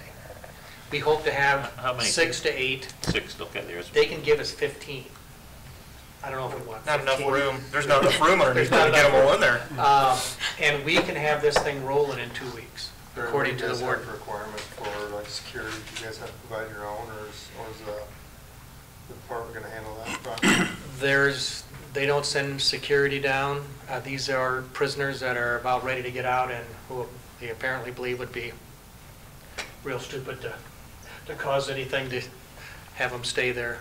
So there's no supervisory requirements and all that? Not from their department, no. They're satisfied with us doing it. And that's like the depot did too. But they train the 6 volunteers from the baseball association on everything that rules and guidelines and everything, and okay. Correct. So you got a plan in place of what demolition and stuff needs to be all done? Right, and we visited again this afternoon with Craig from Shive Hattery. I think when we were talking, I think there's some value of having them look at what they're going to be doing down there. They know the building, they know what can be taken out, what should be taken out through prison labor. So I think we should get something from Shive Hattery to look at what they're doing, maybe stop up once a week, see where the progress is. I think that'd be a great idea. Make sure the right stuff's getting taken out. Yeah. The wrong stuff. Yeah, I'm sure Craig can give us. You know what? Yeah. Don't knock down any foundational walls, things like that. It would seem pertinent to indicate that once this commitment is made, if it's approved, and I'm not saying it shouldn't be, that you are going to have to approve future steps. You can't wait and delay and decide you don't want to do it. Because once this is started, then it's a start of the project. And we don't know what the bid prices will be. We assume they'll be less. They may be the same. Maybe we should let Craig make a comment. Sure. And on a side, we're continuing to raise money, Right. continuing to look for grants, and we hope to have, I'd like to say a sizable one. This whole building is going to be expensive, more expensive than we really realize, and that's why we're continuing to raise money and look for grant money. Craig, Thanks. yes, thank you. Stay up here, we might need you. Craig Erickson I'll with stand back. Shive Hattery. Thank you, Mr. Mayor, members of council, thanks for having me. As Barry said, we did have a discussion earlier about how this impacts the construction documents, and it's very common for owner to self-perform work in a construction contract, and so what we'll need to do is we'll need to modify our documents to clearly designate the components that technically the owner is performing. Obviously, you're having prison labor do that. But what we need to do is clearly define for the contractors who will be bidding the project, what they can expect to be done when they get on site. So one of the things we'll need to do is a quick modification of documents, and then to the comments made by Councilperson Jensen, the idea that helping the supervisor on site and the laborers know exactly what the boundaries of what they're supposed to take out. So we had talked about having one of our architects and engineers come up and mark things out and go over it with them before starting construction, and then also doing some follow-up visits. And as Jack said, we can quickly put together a proposal to perform that work. The other question, and Mr. Clausen mentioned, going out to bid again. We've worked with staff. We've worked with one of the contractors that actually gave us a bid last time to do some analysis of what were the things in the last bid that they saw as being much more expensive than what we had estimated them as. A lot of times these kinds of projects are very difficult to estimate because they include a lot of little bits and pieces, and it can be difficult work. It's not like constructing a new building where you can, they know what they're doing, they can get in and they can put some really good square foot costs to that. A lot of times with these remodels, they're very conservative on their estimates. So we worked with the contractors who bid it to understand what their primary concerns were. And as Mr. Bruner mentioned, this demo thing was one of the things that came out. It's a lot of hand labor, a lot of carting things out in buckets, not stuff they can use machinery on, so not very efficient for them. Another thing that was mentioned was the project schedule. We had been trying to keep it compressed between the end of baseball operations towards the end of July to essentially November 1st, when things would have to be healed in to be ready for the next year. We realized in doing some analysis that there are more opportunities for things to be happening during the baseball season that then allows the contractor much more time to perform, gives them more of a comfort level. There'll be an issue of managing some of those things and clearly defining that they're not to do anything field side, and then making provisions to get fans in and out, and then leaving restroom facilities during parts of construction. So we feel like between that and then identifying some other systems things within the construction, we have a good possibility of, we hope that the bids are much more favorable this time. So we put together a proposed schedule we've worked with staff on that essentially we would be waiting till right after the first of the year to bid. Strategically, we could do it sooner, but quite frankly, contractors up until Thanksgiving are trying to get everything done for this year. Then you hit that lull between Thanksgiving and Christmas where it's very difficult to get things done because of the holidays. So essentially the plan is to, right after the first of the year, bring back a set of plans and specifications ready to go out to bid to council for authorization to bid, a bid period that would then take them essentially the end of January, give us February to clean up contracts, bonds, those kinds of things, and then they could start as soon as March. How does that time with the owner provided labor? Seems like there is not a problem there. If they can get in and do those things during this fall, then they should be in and out of the way by the time the contractor would want to occupy the site. So I think all those things work really well. We appreciate the association, we appreciate the city, their efforts in terms of helping us structure this and working with contractors to try to make this project happen. So more than happy to answer any questions if you have any. I'm assuming whatever work that they would do won't have any problems sitting open or being exposed until next spring? Good question. The discussion that we had is essentially the only work they would do is the items of demolition that are enclosed within the building structure itself. So essentially, you close a door, those kinds of things. So it can all happen. Everything's winterized in there, so we wouldn't be opening the structure to moisture that isn't already getting in based on some of the issues it has, but no new issues, and just setting the stage. So great question. The bids that we would be taking now, what would be their deadline for completion? The deadline, let me pull my little potential schedule. Essentially, we would be talking about substantial completion by November 1st. 2016. 2016, yes, thank you. So yeah, they would be starting next spring, and we'd essentially give them the majority of the construction season that they can stage that in. Quite frankly, there's not that much work that they would be on site that whole time, but what we're trying to do is relax the schedule to deal with some of the inflated prices that we saw based on their concern about a compressed schedule. Is it possible to encourage a bid that would assure something earlier if they were willing? Yeah, by all means, we could, in the bid form, we could have them propose an end date. That can be incentivized or not incentivized at your discretion. A lot of times what happens is if you would put a penalty clause in a contract for a late finish, then you would put an incentive clause for an early finish. Quite frankly, we could just work with, a lot of this can be done in terms of working with the contractor once we have somebody on board. That's how we'll deal with some of the staging issues of keeping baseball in operation. We'll make that clear in the documents, but certainly the contractor will have some things to say about that. But we can also promote getting it done as early as possible. And you know, the contractors have some motivation to get out of there, you know, rather than having their equipment tied up and stuff. So we can certainly encourage that to be done earlier.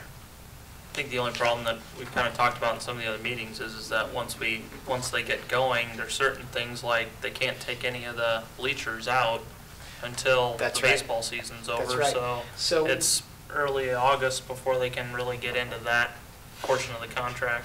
And as we talk to the contractors in more detail, even though the site technically we're making it available to them as early as March, they may say, you know what, based on the fact that we can't start baseball side operations till July 25th, we're really going to start May 1st, do everything under the concession stand, and then, you know, that gives us 2.5 months, and then based on our construction schedule, we roll right outside and we're not remobilizing onto the site.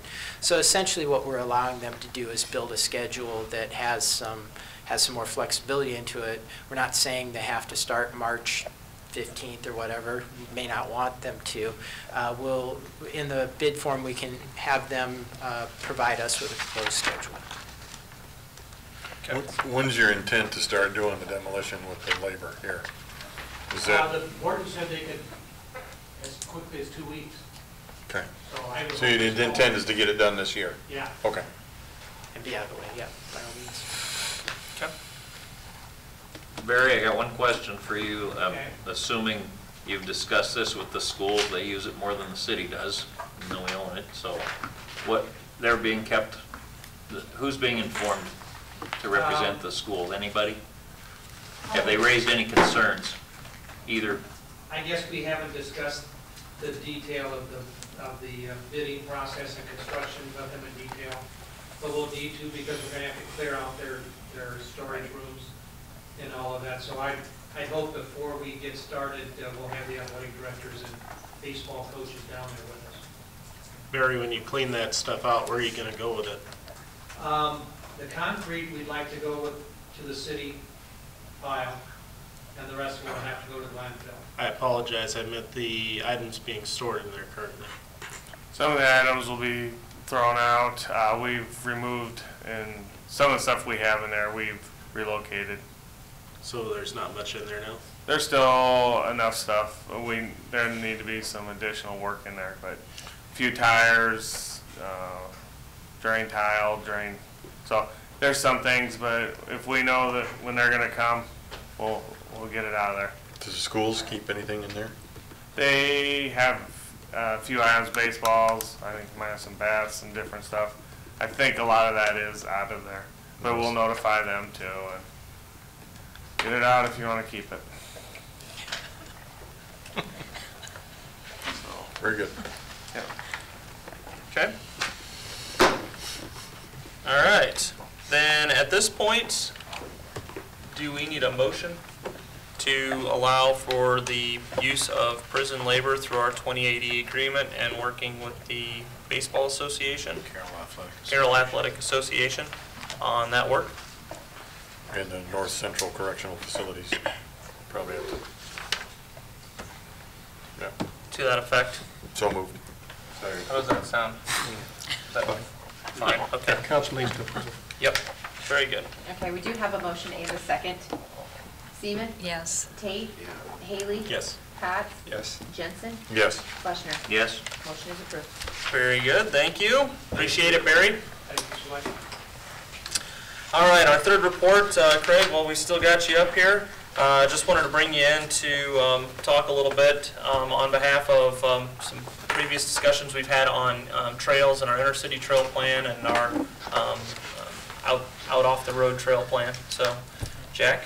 Yeah, in the budget, in the current budget, under hotel motel tax, we have $80,000 for the Main Street Trail.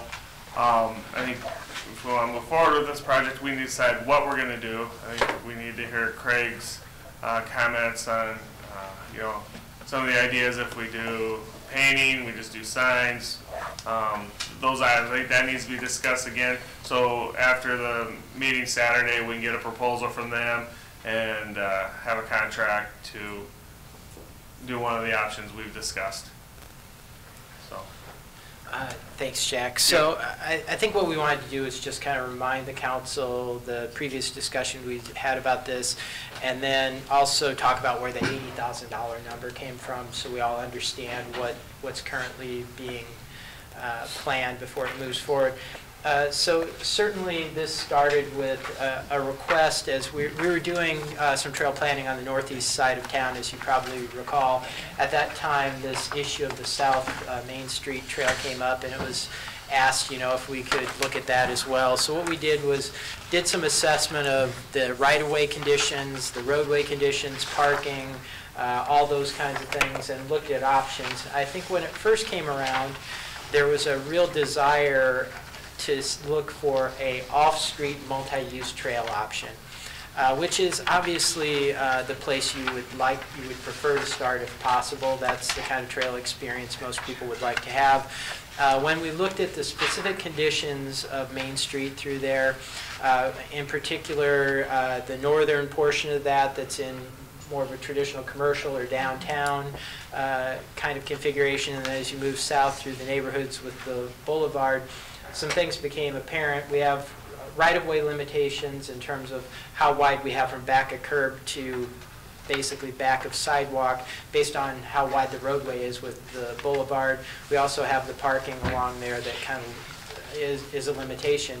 One of the things we found was that to build a 10-foot wide multi-use trail along either side of that road once you get to the residential area was going to be very difficult because, number one, there are quite a few mature trees that you would essentially have to take all the trees off one side of the street out. The other issue there that became very difficult was dealing with driveway aprons and the grades of the driveways on the other side. So what happens is we essentially want the walk to be, or the trail to be flat. And so the wider we make the sidewalk or the trail, the steeper your driveway approach becomes, or we have to take it up in your driveway beyond. So that was going to get very messy. I think some of the preliminary look our engineers did at it, they thought that that starts to be more of a $200,000 kind of maybe plus improvement to go along the street and take out all those trees, rebuild all the driveway approaches, build the trail, get back into people's yards with grading improvements and driveway improvements. I think the other thing that came out in that discussion, as you'll recall, is just the issue of that being currently being used as on-street parking by those residents and their their reluctance to see that go away if we were to do a different solution there that requires like an on-street dedicated bike lane. So those are some of the factors that were driving that. What you have there is a proposal. I'm going to just pull a little bit bigger version of this out to kind of talk from.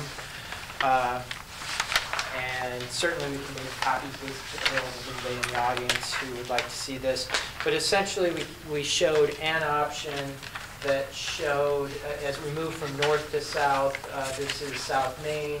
So this is 4th Street, this is 3rd, and then, we go all the way down here to where we pick up, the trail connection to the soft trail. This north section that is more of our traditional commercial zone, the proposal there was to put these sharrows, which are a shared bike lane. And that is because in that area we have diagonal parking. And so to do a dedicated bike lane where you have diagonal parking, we have to flip the diagonal parking the other way. And maybe you remember this discussion. I don't think it was well received last time. The idea that you would have back-in diagonal parking, and certainly those of you who've been to downtown Des Moines have probably seen that. It actually works pretty well, but what ends up happening is a lot of times you have people come from the opposite lane and they'll go in head first into the diagonal parking on the opposite side. So I think there was a pretty consistent feeling amongst the council that they did not necessarily want to see the diagonal parking switched. So that kind of dictates that you would not do a dedicated bike lane through that area, because diagonal parking and a bike lane right along it becomes fairly dangerous and that people are backing out into a bike lane. So what we do is we want the bicyclists to move out into the traffic way as a vehicle and move them away from the cars, so we separate those two things. And that's very common practice in downtown areas, especially where you have posted speed limits of 25 maximum, and you hope that people are moving, that or less. And then this proposal that we showed you last time showed the idea that through the residential component, you could in fact do bike lanes, dedicated bike lanes. Downside of that is it would require removing the parking. We understand that that's not necessarily, that not all residents would be very excited about that. And then we did show on this very southern reach, there is a small portion where there is enough right-of-way and the grades are such that you could build I think we called it a 10-foot wide shared path. Upon further reflection, and one of the other things that's going on here is between the first trail study which we did for you, which was 10 years ago plus, and today, the technology of shared bike facilities with vehicular lanes has changed a lot. I think even, the last time we talked about this, the concept of sharrows was probably much more new than it is today.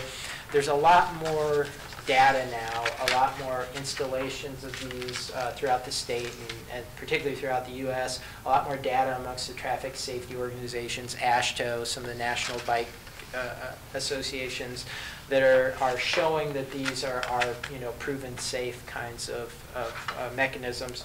So one of the things we talked about prior to this meeting was, as we were reviewing some of these things, was would it make sense to do a test project where in this section of South Main Street you just paint the sharrows and you put the signs up, and that could be done for significantly less than the $80,000.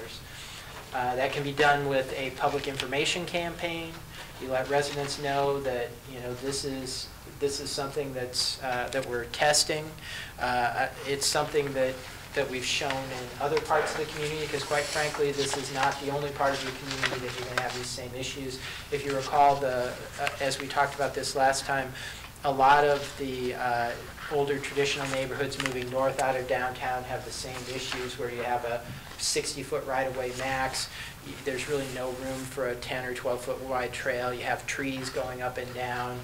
It's just a very consistent issue throughout the community. So this may be a place for you to test that technology in a very public way, a very well advertised way, and and see if see if the residents respond to this without a huge investment. I think it certainly responds to all the physical constraints. It's consistent with a lot of the practices we're seeing now in terms of how communities are dealing with these issues. You would be very consistent with how a lot of communities are dealing with these same issues, and there's a lot more data on it. So those are some of the issues, some of the pros and cons of how we could attack this.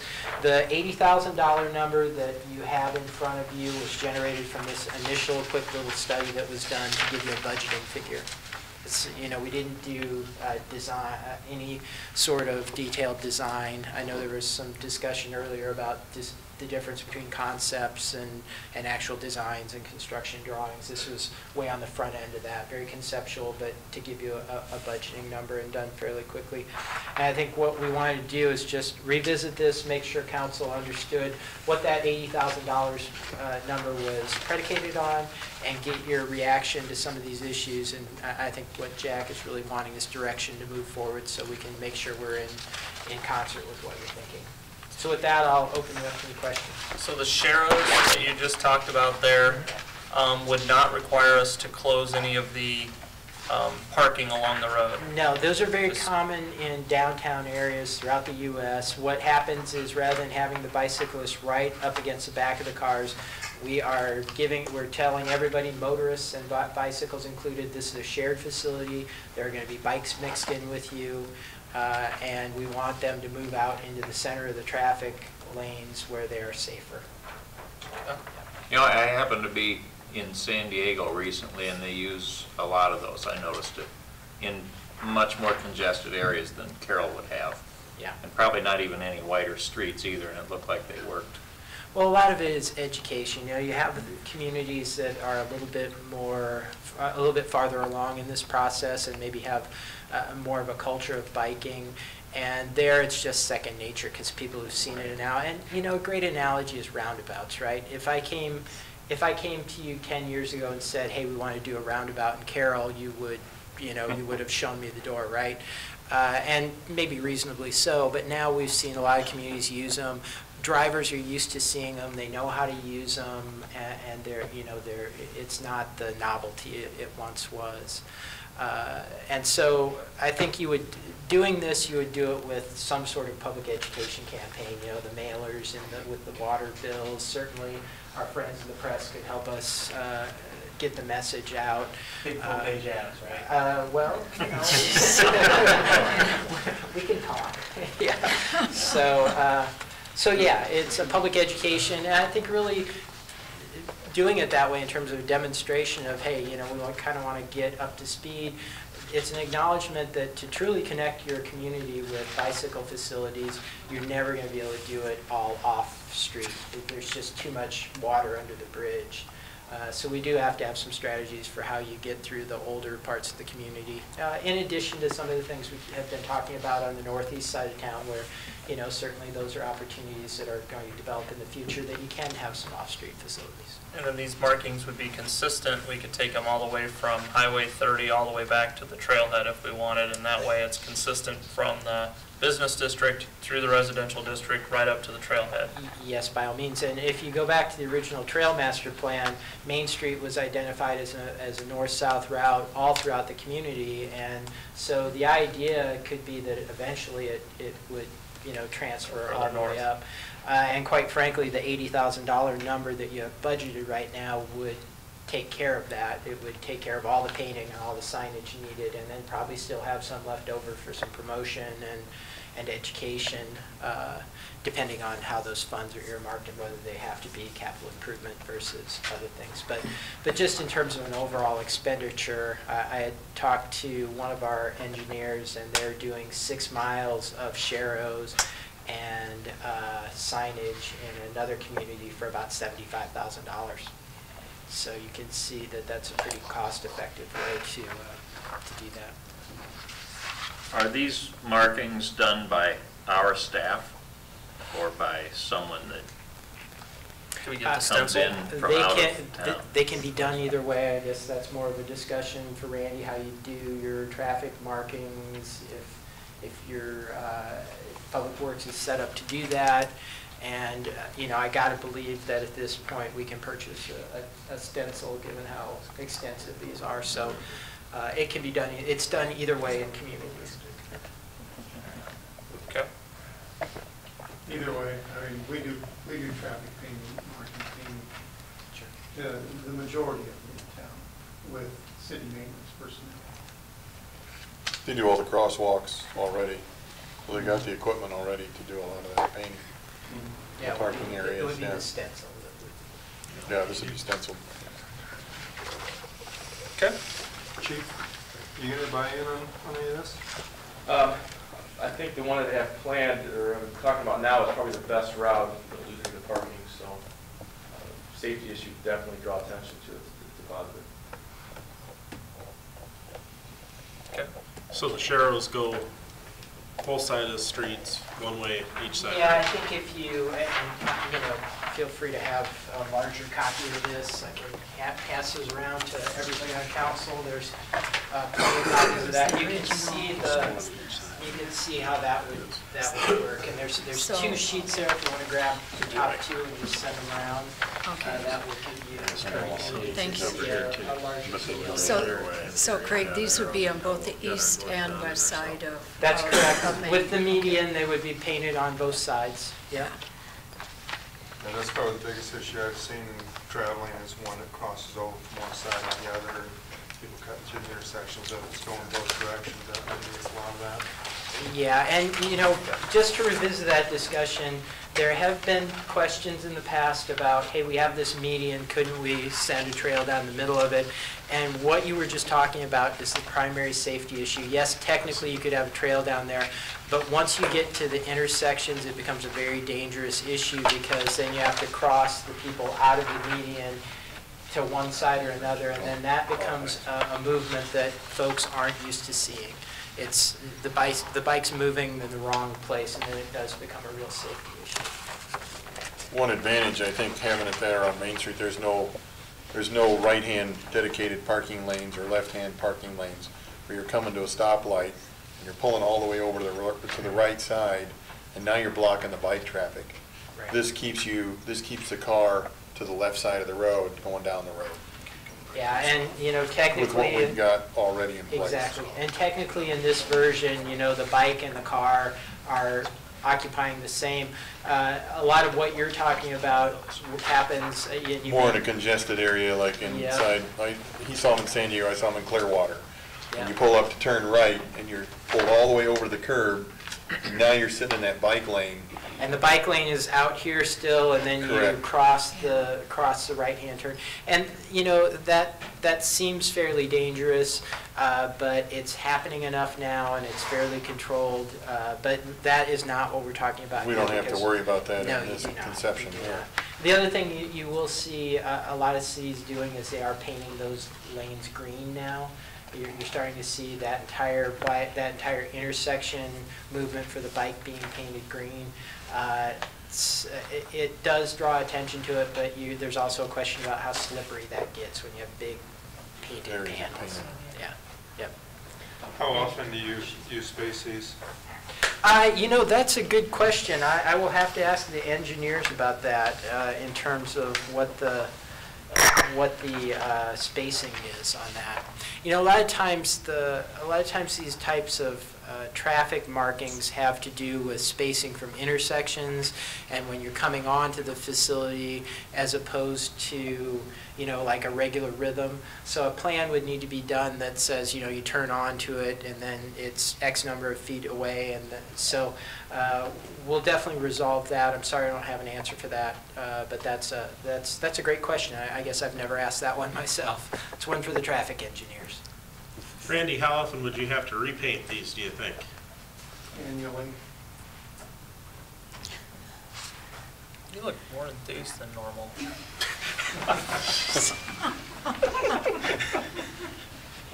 Well, that is one of the downsides of the water-based paints that we use anymore. They don't necessarily last as long as they used to. Not through the elements anyway. Yeah. Okay. Snowplow wins. So Okay. salt. All right, so you can get back to Jack with answer to Councilman Kotz's question and kind of a plan of what this looks like and what the actual cost is for us, and then we'll have that to digest, and it sounds like it's going to be quite a bit lower, which would be great, and then we can maybe use some dollars to market and keep our media people happy, and everybody will win, right? Well, I think so. You know, I think this is the right answer. I think it's the responsible answer in terms of, you know, the finances of it. I think the technology and the understanding of how this works has come along enough since maybe some preliminary discussions. I think we can have more comfort level with it.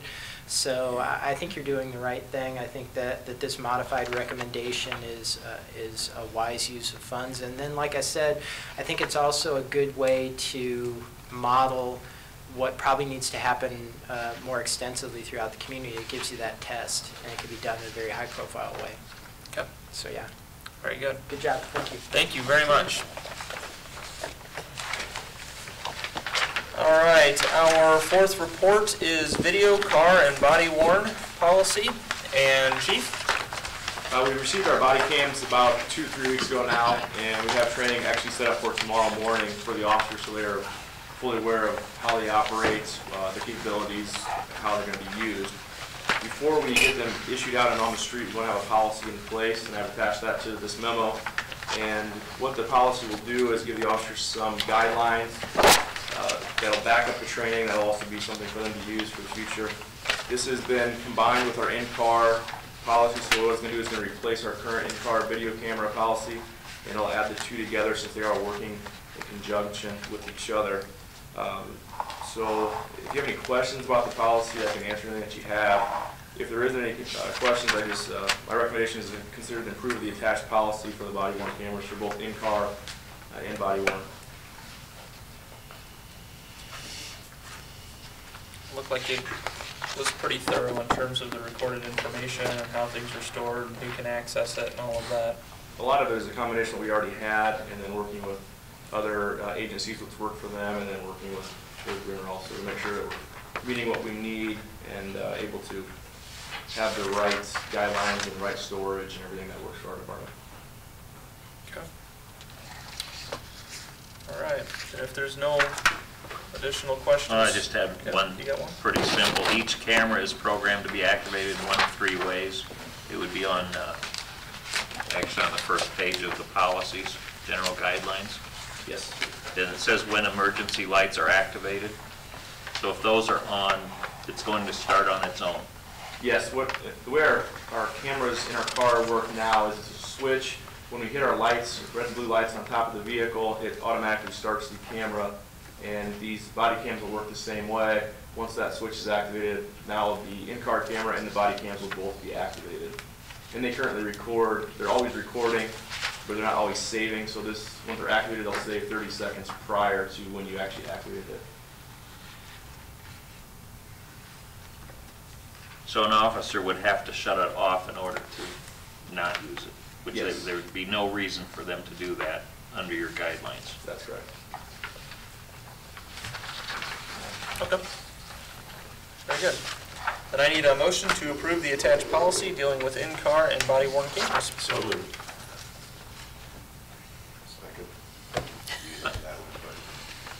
Okay, we do have a motion and a second. Fleischner? Yes. Jensen? Yes. Kotz? Yes. Seaman? Yes. Haley? Yes. Tate? Motion is approved. Thank you. Our final report is the bid opening of triplex greens mower, the golf course 2015 budget, and Jack. Thank you, Mayor. The pre-bid, the pre-bid estimate for the fiscal year 2015, which is the current budget, is $28,000. We received 3 bids. Van Wall, Urbandale, Iowa. They provide the John Deere mowers. Turfworks out of Johnston, Iowa, Jacobson, and MIT Distributing, which is out of Minnesota, provides the Toros.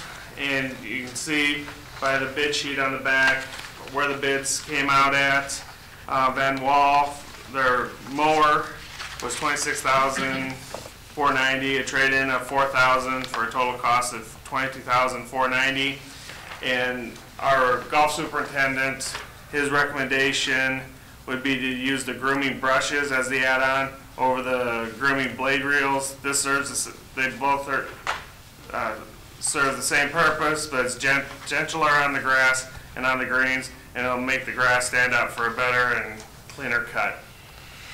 So it'd be a recommendation to award the bid to Van Wall, Urbandale, Iowa, at the bid price of $22,490 plus $3,044.43 for the grooming brushes for a total bid price of $25,534.87, which is under budget. Excellent. So moved. Second. There's a motion and a second. Fleischner? Yes. Seaman? Yes. Haley? Yes. Cox? Yes. Tate? Jensen? Yes. Thank you. Trust everybody has read the monthly activity reports. Mayor, I'd just like to ask everyone to be watchful of kids as they make their way to and from their first day of school later this week. The Aquatic Center is officially closed for the season, and I want to thank all the staff, including our lifeguards, for a great season. Flag football's begun, and I want to say thank you to all the parents and high school kids that volunteer their time to coach and referee. City's planning session will be held at the fire station at 8 a.m. this Saturday morning. Carroll County Landfills completed expansion of an additional cell, and we continue to be the regional leader for waste management. The commission meets the second Tuesday of the month at 8 o'clock. I'll be in Des Moines on Thursday this week for an Iowa League of Cities Executive Board meeting. We'll talk about things such as what you just heard tonight, Senate File 295 and how they come about, and whether or not that backfill continues to get funded. The League's conference is the week of the 21st, and we will continue to discuss and prepare the legislative agenda. The Carroll Young Professionals will be hosting the statewide conference in Carroll on September 24th and 25th. If you are a young worker, 21 to 45, and interested in personal professional development or making your community better, we encourage you to sign up. We look forward to showing many folks from across the state all the great things that Carroll and Carroll County have to offer. RVTV will be in Carroll September 8th. We hope we can get a good turnout for the event, so come out, show your colors, and take advantage of some of the fun the Carroll Chamber will have lined up for us that day. Construction on 10th Street and our water well expansion has been met with some obvious delays due to rain we've gotten, but construction continues, and we appreciate everyone's patience and your support for progress. Continue to look for street closures and adjust your driving patterns accordingly. Finally, I hope everyone has a safe and enjoyable Labor Day weekend. Any comments from the council? Motion to adjourn? Tate? Yeah. Cox? Yes. Seaman? Yes. Fleischner? Yes. Haley? Yes. Jensen? Yes. We are adjourned.